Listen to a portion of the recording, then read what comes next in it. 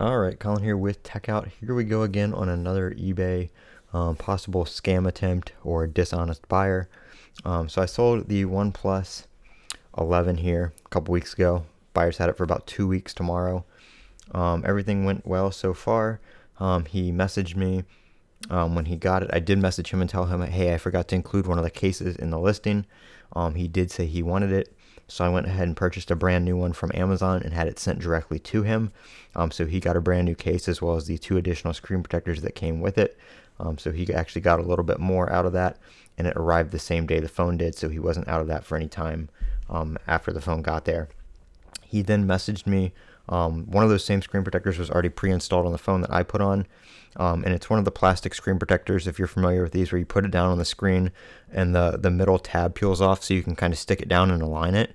And then you fold the top half up and squeegee it down, and then fold the bottom half up and squeegee it down. So there's a slight crease in the middle of the screen protector where it folds to do that. And when you first put it on, you can see kind of like a faint line across it. So he messaged me about that, asking if it was something on the screen or with the screen, and I explained to him, no, it was not the actual screen itself.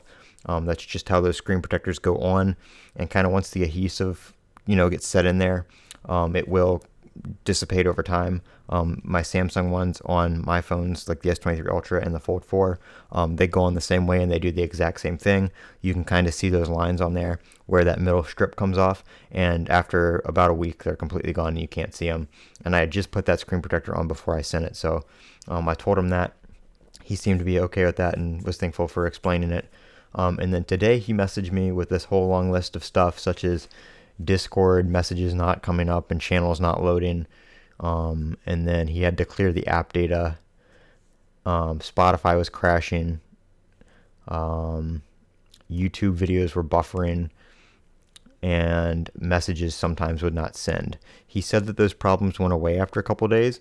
So it looks to me like he was just having a connection issue, not something actually wrong with the phone itself. And then he said that some apps don't run at 120 hertz, such as Google Chrome and YouTube. Well, first thing, YouTube does not. The YouTube app on Android does not support 120 hertz. It only goes up to 60. So that has nothing to do with the phone I sent him at all.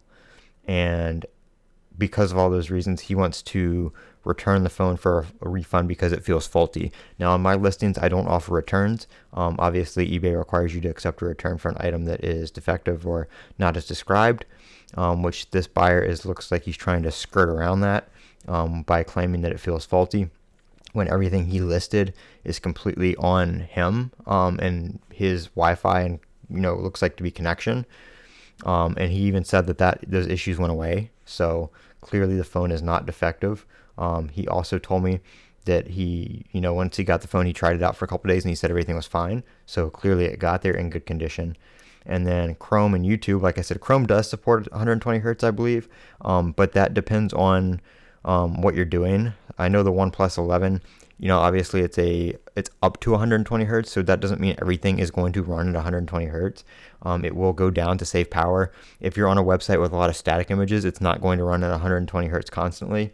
And he even said some mobile games don't run at 120 hertz, which again is completely normal. Not every mobile game is optimized for 120 hertz. And if it is, not every game is optimized for the OnePlus 11 yet. Because it's a newer device. Those game developers have to update those games to support all the hardware and all that stuff. So you're not going to get every feature out of every single app from the jump. And some, like I said, YouTube on any phone does not support 120 hertz. It only goes up to 60. So how you explain this to eBay when a buyer tries to open a return for this reason, I don't know. If you guys have any suggestions, leave them down in the comments below and let me know what you guys think I should do.